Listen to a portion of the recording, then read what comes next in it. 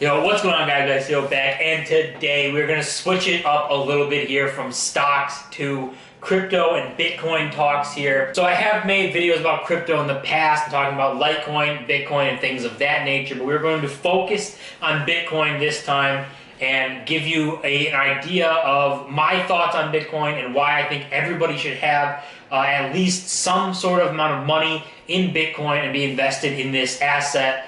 And we're just going to jump right into it. So first off, Bitcoin is a deflationary asset, meaning that it doesn't inflate with time like your money does. The government's idea of your dollar is to inflate it at about 2% a year to make you want to spend your money and stimulate the economy and all that good stuff. So that means that every year you are losing about 2% purchasing power of your money. Basically, you take your money and whatever it was worth by a full year, if you saved $10,000, $1,000, $10,000, $100,000, if you save that and are holding it in an account where you're not getting any interest and it's just sitting there, you're going to lose 2% purchasing power. So you're not going to lose 2% value. You're going to see the same number, but it's going to be able to buy 2% less worth of goods. So Bitcoin's model is to be the opposite of this, is to be deflationary. So when you have Bitcoin, the idea is for it to get more valuable over time, because obviously with Bitcoin, the mining powers and how it works with distributing coins and new coins coming into circulation, and there being a maximum of 18 million that will ever exist in Bitcoin. So meaning that there's a top to it. There's a top to Bitcoin, and once you hit it, there's no more you can do. As with like the US dollar, there's no top to it. You can just print more money. So that's the idea there, is there's only X amount, 18 million. And once you get there, which we're pretty close, we're at like 16 million Bitcoins in circulation right now. But the idea is to make it harder and harder I think it's 210,000 blocks that are mined, which is roughly every 4 years. The difficulty gets harder to mine Bitcoin. You get less Bitcoins in reward. So the idea is to probably not hit that number, or not hit that number for a very long time, but make it so hard that it's not going to be worth it to mine Bitcoins. You're going to have to buy it and circulate and stuff and give it more value. But a very simple term, deflationary versus inflation or inflationary. I don't know if inflationary is a word, but it is to deflate. So it's to get your money more value. So if you were, let's just take Bitcoin, and you were to park $1,000 in Bitcoin and just let it sit there for the year, chances are you would actually have more money at the end of the year. It's always been a good performing asset, meaning at the end of the year you're going to have 5% more in Bitcoin, and it's probably going to be more than that. Bitcoin is known for its just explosiveness, but chances are you would have more money at the end of the year in there, meaning more purchasing power, whereas if you've had it in a checking account sitting there, you would have less purchasing power, but the same amount of dollars. And a big comparison for Bitcoin is obviously gold, because of the store of value type of vision of it. So it's compared to gold very often because gold is obviously a store of value. But when you look at this, there's two ways to look at this, and one way is obviously gold, very scarce, that's why it has value.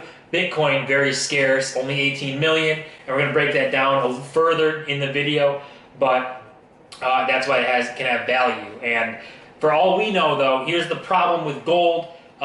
One like theoretical thing, who knows if this will ever happen, but there's a slim chance that we could find just a random planet one day just made out of gold, which would immediately make the majority of gold almost worthless. If there was an insane supply to be found, even on Earth, if we just found an insane deposit of gold, then that would obviously make gold less valuable, because there would be more gold available than we thought there was, meaning the value would come down.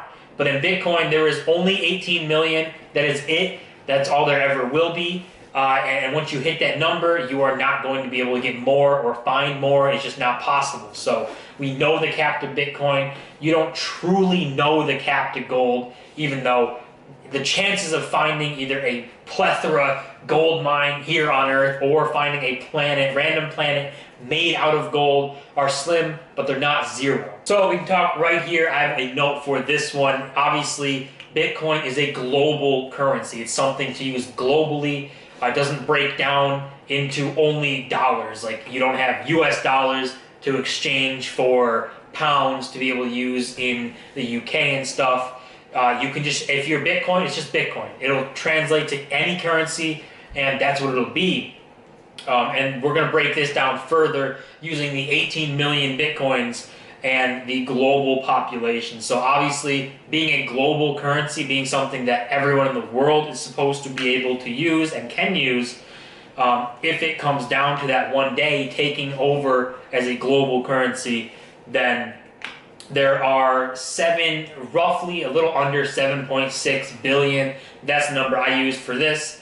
So 7.6 billion people in the world, and there's only 18 million Bitcoins ever going to be created or ever going to be in circulation. So if you take those two numbers, you get this number, which is about 0.00236 Bitcoins worth per person who their Bitcoins available. So as of right now, that is a Bitcoin amount that we should be striving for to at least have, which is not super expensive to have 0.00236 Bitcoin. Let's see how much that actually costs. So guys, this right here is how much it's going to cost you for that amount of Bitcoin. Only $26.52, and that you'll have your amount of Bitcoin that is for per person on a global scale. So if you can get that amount of Bitcoin, and then just see where it goes, see if you get interested in it. For $26 and some change, I think it's worth it to get your share of Bitcoin and see if it goes up, if you get more interested in Bitcoin, start looking into it and stuff. But right now, that's the number, and that's actually going to go down because obviously Bitcoin is set at a number and the population continues to grow every year. And a big thing for Bitcoin is that it is an asymmetric investment. It is something where the value or the reward that you can get for investing in it far outweighs the risk that is involved in it right now. So Bitcoin, everybody involved in crypto experts, Bitcoin experts, all these people that come out and are involved in crypto every day and do it for their lives are talking about Bitcoin, 5 to 10xing within a few years, or maybe before the next halving. And if that was to happen, then obviously that would put Bitcoin's price right now at about $110,000.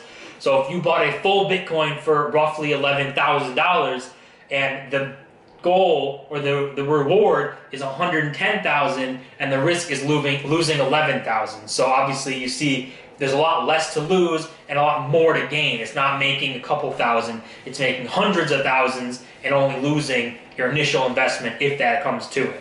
And lastly, we have the internet. Literally, the Bitcoin is the currency of the internet, and the internet is beyond powerful. We all know how powerful the internet is and what it's done in just a few decades of being around and existing.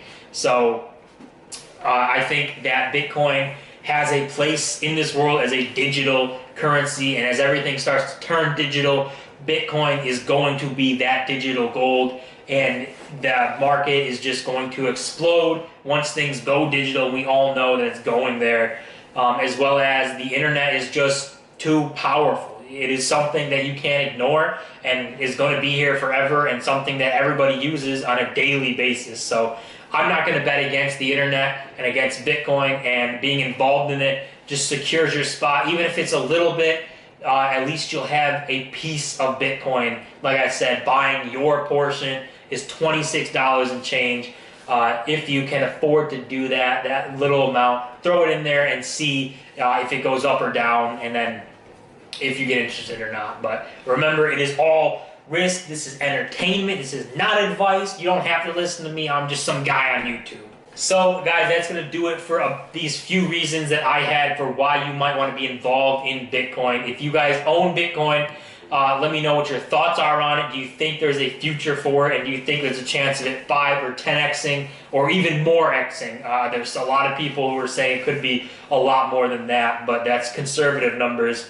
So as always, guys, don't forget to smash the like button, smash the subscribe button. We are on our path to 1,000 subscribers. I'll see you guys in my next video.